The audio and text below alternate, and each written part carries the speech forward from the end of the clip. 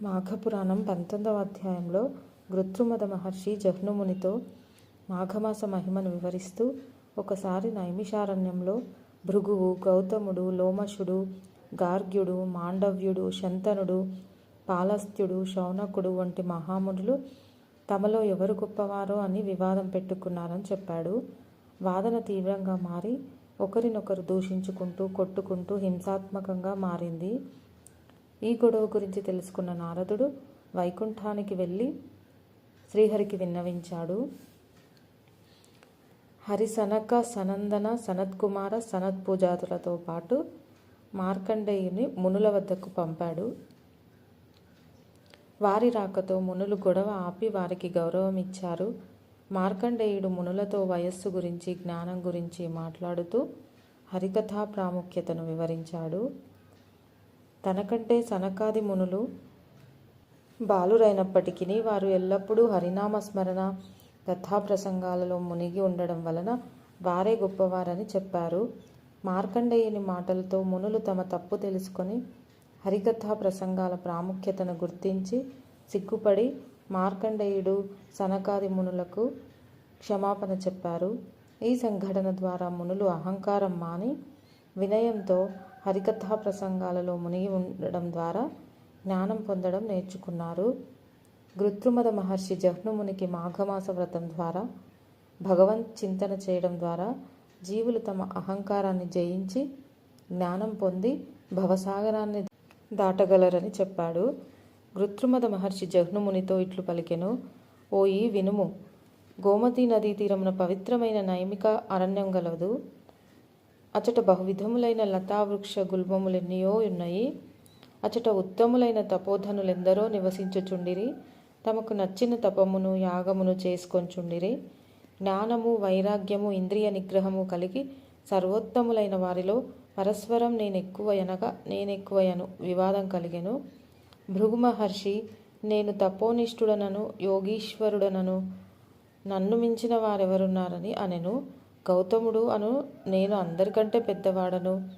బ్రహ్మకల్పం పూర్తి అయ్యే వరకు తపము చేసినవాడు నేనే గొప్పవాడనని పలికెను. లోమశుడను ముని, నాకు సమానుడు లేడు, నేను మునులకు గురువునని ప్రకటించెను. గార్గ్యుడను ముని సభలో నిలబడి, వేదశాస్త్రాలన్నీ నాకు వచ్చును, కావున నేనే ఉత్తముడని అనెను. మాండవ్యుడు, నేను కర్మలను ఏమారకుండా యథాకాలముగా చేయుదును, నిత్య కర్మలను ఆచరింతును, అన్ని శాస్త్రములను చదివిన వాడను, నాకంటే ఉత్తముడెవడని గర్జించెను. శంతనుడను ముని, నేను యోగా అభ్యాసం చేయువాడను, ఆత్మజ్ఞానిని, ఏకాగ్రత కలవాడను, నన్ను మించిన వాడెవడు లేడని పలికెను. పాలస్త్యుడను ముని లేచి, నేను వేదములు, శాస్త్రములు అన్నీ నేర్చినవాడను, పెద్దలు కూడా నన్నే గౌరవింతురు, కావున నేనే అధికుడననియను. శౌనకుడు, ఆత్మనేత్తలలో నేను మొదటివాడను, నాకంటే పూజ్యులెవరునూ లేరనెను. ఆ మునివరులు తమ గొప్పతనమును బిగ్గరగా ఎవరికి వారే చెప్పుకొనిరి. కొందరు కోపమును పట్టజాలక భృగు మహర్షి వద్దకు వచ్చి వాని జడలను లాగి పిడికిళ్ళు బిగించి కొట్టిరి. ఒకరినొకరు దూషించుకొనుచు, కొట్టుకొనుచు, వారి దండములను, ఛత్రములను లాగుచు కోలాహలం పెంచిరి. ఇట్లు వారు పరస్పరం వివాదపడుచుండగా కలహప్రియుడైన నారదుడు వచ్చెను. కలహించుకొనుచున్న వారిని మరింత ఉద్రేకపరచెను. వైకుంఠమును చేరి శ్రీహరికి ఈ విషయం విన్నవించెను. శ్రీహరియు, నారద, ఆ మునులు జ్ఞానులైనను నా మాయకు లోబడి కలహించుకొనుచున్నారు. వీరి వివాదం ఉపాయముచే ఉపశమింపజేయవలెను. నాకిష్టులైన సనక, సనందన, సనత్కుమార, సనత్పుజాతులను వారిని వివాదపడుచున్న మునీశ్వర్ల వద్దకు పంపుదును. వీరు నలుగురును ఎల్లప్పుడూ 5 సంవత్సరముల వారుగానే యుందురు. వీరి బాల్యమున చతుర్యగములెన్నయో మార్లు గడిచినవి. వీరితో పాటు వృద్ధుడు, బుద్ధిశాలియగు మార్కండేయుని కూడా పంపుదును. అతడు 7 మహాకల్పములు జీవించువాడు. మునులకు మార్కండేయునకు వివాదం జరుగును. నారద, నీవును అచటకు పోయి చూడుము అని పంపెను. మార్కండేయ మహర్షి వివాదపడుచున్న మునుల వద్దకు వచ్చెను. క్రొత్తగా వచ్చిన మార్కండేయ మహర్షిని చూసి వివాదపడుచున్న మునులు వివాదమును ఆపి అస్పష్టములైన మాటలతో వారికి గౌరవము చూపిరి. మార్కండేయుడును వారినందరినీ కుశల ప్రశ్నాధికముతో శాంతపరచెను. ఇట్లు కొంతకాలం గడిచెను. కొంతకాలం గడిచిన తర్వాత బ్రహ్మజ్ఞానులకు సనక సనందాది మునులు నలుగురును అచటకి శ్రీహరిని కీర్తించుచూ వచ్చిరి. మార్కండేయ మహర్షియు వారిని చూసి ఎదురు వెళ్ళి నమస్కరించి పాద్యములచే పూజించెను. వారి పాదములు కడిగిన నీటిని తన తలపై ప్రోక్షణ చేసుకొనెను. ఇట్లు తమకు పాదాభివందనం చేసి గౌరవించుచున్న మార్కండేయుని చూసి సనకాది మునులు ఆశ్చర్యపడి ఇట్లనిరి: మార్కండేయ మునీంద్ర, నీవు వయోవృద్ధుడవు, మునులలో ఉత్తముడవు. 7 మహాకల్పములు నీ ఆయుష్కాలము. ఇట్టి నీవు బాలురైన మాకు నమస్కరించి పాదోదకమును నీ తలపై చల్లుకుందున్నావేమి? వృద్ధులు బాలుర ఎదుటకు వెళ్ళుట నమస్కరించుట చేయరాదని శృతివాక్యమున్నది కదా, మేము 5 ఏండ్ల వారమే కదా అని పలికిరి. ఇట్లు సనకాదులు పలికిన మాటలను విని మార్కండేయ మహర్షి ఇట్లనెను: భగవద్గావలమాలారా, ఒక్కొక్క దినం గడుచుచుండగా ప్రాణుల ఆయుర్దాయము కుండ నుండి స్రవించు నీరు వలె తగ్గిపోవుచున్నది. 21 కల్పములు జీవించినను మృత్యువు తప్పదు. ఇందు సత్యం లేదు. ఎక్కువ వయస్సు ఉండుట వలన ప్రయోజనమేమి? వేదశాస్త్రమును చదువుట చేత లాభమేమి? యోగమును పాటించుటచే ఉపయోగమేమి? తపము చేత కర్మానుష్ఠానముచే ప్రయోజనమేమి? జ్ఞానహీనుడు చిరంజీవి అయినచో వచ్చిన ప్రయోజనమేమి? నిరర్ధకముగా కాలం గడుచుటచే దుష్టుల జీవనం గడిచిపోవుచున్నది. జ్ఞానమును సంపాదించువాడే ఎక్కువగా వ్యర్థముగా అజ్ఞాని అయి ఎక్కువ కాలం గడిపిన వాని గొప్పదనమేమున్నది? వినాశకాలం దాపురించినప్పుడు ప్రాణిలోకం భయము నొంది తాను చేసిన కర్మఫలములు అనుభవించి మరల జన్మించును.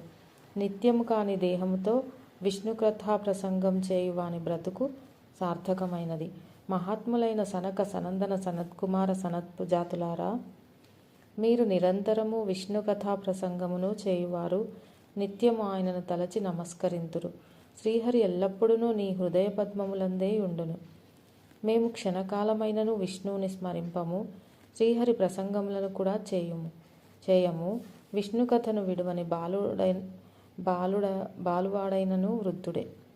నిరంతరం హరికథా ప్రసంగం చేయు మీరు బాలురైనను వృద్ధులే.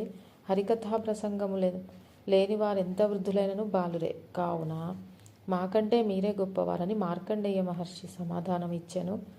మార్కండేయుని మాటలను విని సనకాది మహర్షులు శ్రీహరిని కీర్తింపసాగిరి. వారి మాటలను వినుచున్న మునులు తమలో తాము ఎక్కువ తక్కువ అనుకొనుట మూర్ఖత్వమని గమనించుకొని సిగ్గుపడిరి. వారందరూ మార్కండేయ మహర్షికి సనకాది మునులకు పాదాభివందనం చేసిరి. మేము మీ వలన విష్ణు కథా ప్రసంగపు విలువను తెలుసుకుంటిమి. కావున విష్ణు భగవానుని మహిమ ఎరుగ శక్తి ఉండని ప్రార్థించిరి. నారదుడును శ్రీహరి వద్దకేగి జరిగిన దానిని చెప్పిరి. అప్పుడు శ్రీహరి వ్యాసరూపమున సూతునకు సర్వశ్రుతుల జ్ఞానమును బోధించెను. సూతుని వలన మునులు మొదలగు వారందరూ శత్రుల సారం నెరిగిరి. శౌనకుడు మునులను అహంకారము మొదలైన మనోవికారములను విడిచి ప్రశాంత చిత్తులై పరమేశ్వర జ్ఞానము పరమేశ్వర చింతనం కలిగి ఉండిరి. హారకేయూరాది భూషణములు తమ తమ విభిన్న రూపములనందినను కరిగిపోయి తుదకు తమ మూలధాతువైన సువర్ణముగా అయినట్లుగా ప్రాణులను తమ తమ కర్మ విశేషమును అనుసరించి వివిధ రూపములు పొంది తుదకు పరమాత్మ భావనమునే చేరును. వేదాంగములను సర్వశాస్త్రములను అభ్యసించి పరమాత్మ మహత్యం నెరిగి పరమాత్మ చింతనమును చేసి భగవద్ అనుగ్రహం నొందుటయే జ్ఞానమునకు ఫలితం. మాఘమాసాది వ్రతములు భగవచ్చింత నేను నిరంతరముగా అలవాటు చేసి జీవులను తరింపజేయును. జహ్నుమునీశ్వర, మాఘమాస వ్రతాచరణ భగవత్ చింతనమును జీవికి అలవాటు చేయును. అట్టి చింతనం వలన ప్రాణి ఇహలోక సుఖములను పరలోకములను దుష్కర్మక్షయమును సత్కర్మాచరణ ఫలమును పొంది భవసాగరమును తరించును.